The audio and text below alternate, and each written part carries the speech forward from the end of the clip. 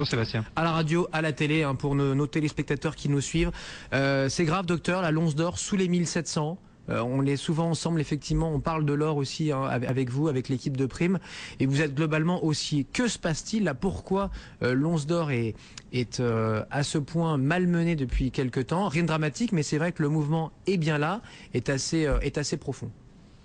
Oui, j'ai tendance à dire que c'est presque une occasion exceptionnelle puisque la fin de l'année est traditionnellement une bonne période pour les cours de l'or. Donc on a peut-être là un point d'entrée intéressant. Je change pas d'avis aujourd'hui sur l'or et Prime Finance est toujours haussier sur le cours de l'or. À court terme, ce qui se passe, c'est qu'il y a eu un certain nombre de mouvements sur des positions optionnelles qui peuvent avoir justifié un certain nombre de prises de bénéfices. Parallèlement à ça, il y a peut-être aussi un petit peu d'inquiétude sur les discussions quant aux problématiques du fiscal cliff aux États-Unis qui pousse un certain nombre d'intervenants à prendre un certain nombre de bénéfices. On approche de la fin d'année, l'année a été pas mauvaise sur l'or et donc on a peut-être des prises de bénéfices. Tout ceci n'est que épisodique à notre sens et les facteurs de soutien, eux, perdurent, que ce soit de la part des banques centrales ou que ce soit de la part des investisseurs finaux, puisque les chiffres et des ETF et des pièces d'or continuent à être très très bons.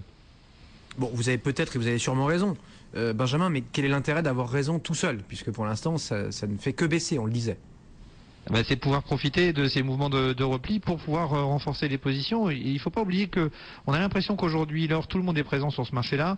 L'or, aujourd'hui, dans les portefeuilles financiers à travers le monde, représente uniquement 0,6% du total des actifs financiers investis dans le monde entier. C'est-à-dire que ça reste encore un investissement très modeste. À côté de ça, on voit qu'un certain nombre d'acteurs continuent à se poser des questions et font savoir leur appréciation du cours de l'or et du métal précieux en lui-même. On a eu la Banque centrale chinoise qui a fait des communications au travers du ministre de l'Industrie chinoise qui a rappelé la semaine dernière que l'or était un très bon actif de diversification qui proposait une bonne protection en particulier dans les phases de crise financière et que cet actif était un actif de référence pour les Chinois qu'ils considéraient comme une quasi-monnaie. Et puis plus récemment, on a eu aujourd'hui la Banque centrale de Corée qui a annoncé qu'elle avait acheté de l'or encore le mois dernier. Elle a augmenté ses réserves d'or de 20%. Elle a acheté 14 tonnes le mois dernier, c'est son 4e achat depuis juin 2011. On a une vraie demande de la part des banques des pays émergents et la remarque est toujours la même, c'est un très bon actif de diversification des réserves. Donc on a un mouvement qui s'était amorcé il y a 2 ans, rappelez-vous, il y a encore 3 ans, les banques centrales dans l'ensemble vendaient de l'or, elles vendaient à peu près 400 tonnes par an. Il y a 3 ans, elles sont devenues acheteuses, elles achetaient 50 tonnes d'or par an. L'année dernière, elles en ont acheté 450. Cette année, on devrait se situer aux alentours des 500 tonnes, donc on a un vrai mouvement de fond de la part des banques centrales qui apprécient vraiment l'or, qui devraient continuer à l'apprécier. Et nous, le pari qu'on fait chez Prime Finance, c'est qu'une fois les négociations sur le fiscal cliff abouties, puisqu'elles aboutiront d'une façon ou d'une autre, et qu'a priori les républicains n'ont pas intérêt à faire complètement barrage, on devrait voir le cours de l'or repartir avec le quantitative easing qui se poursuivra aux États-Unis, la politique monétaire qui restera accommodante. Donc tous ces éléments sont très positifs. On voit également les clients finaux qui s'intéressent beaucoup à l'or. Les détentions d'ETF ont beaucoup augmenté. On est allé sur un nouveau plus haut aujourd'hui. Les trackers qui ont toujours un sous-jacent. En l'occurrence, c'est le premier ou le deuxième ETF au monde. Donc il y a le S&P 500 et le tracker sur l'or qui ont les encours les plus importants au monde. Tout à fait. Et puis il y a d'autres produits. Je vous rappellerai pas que chez Prime Finance, on a également un produit de ce type-là.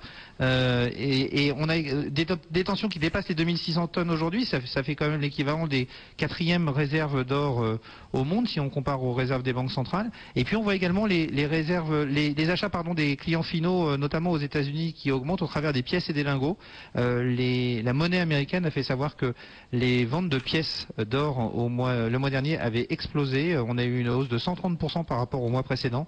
Donc on a toujours un vrai attrait pour l'or. On le voit d'ailleurs bien quand on regarde la cote des pièces. Vous avez certaines pièces et notamment le 10 $ américain sur lequel vous avez des très fortes primes par rapport à la valeur faciale. Oui. C'est-à-dire que la valeur en poids d'or est majorée d'une valeur due à la rareté de la pièce. Et aujourd'hui sur les 10 $, on atteint quasiment 20% de primes sur la pièce, ce qui montre bien qu'il y a toujours un vrai engouement et que donc tous ces éléments, Sébastien, restent pour nous très anecdotiques dans le cadre d'une tendance beaucoup plus long terme. Bon, c'est un trou d'air, alors si je vous comprends, les 2000 $, c'est vraiment compliqué au 31 décembre, alors on les vise avec quel horizon là? Dans 6-12 mois, 2000 $? Il faut laisser passer le début de l'année, avoir un retour de la part de Ben Bernanke sur l'évolution de la politique monétaire américaine, mais je pense qu'à horizon 3 à 6 mois, c'est bien. Après, on rentre dans une période, l'été c'est traditionnellement une période plus creuse pour l'or, puisque vous avez notamment les bijoutiers en Europe qui partent en congé, qui donc arrêtent de faire des stocks.